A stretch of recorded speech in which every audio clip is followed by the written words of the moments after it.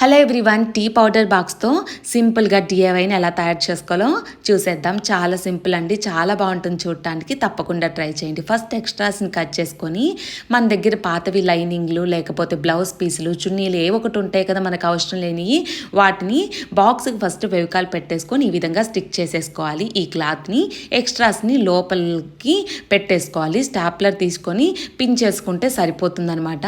ఈ విధంగా కట్ చేసుకుంటున్నాను. అలాగే వేరొక బ్లౌజ్ పీస్ని కూడా పెట్టుకుంటే చూడటానికి బాగుంటుంది, పల్చగా లేకుండా మనకి ఆ బాక్స్ నేమ్స్ అవేమి కనిపించకుండా బాగుంటుంది.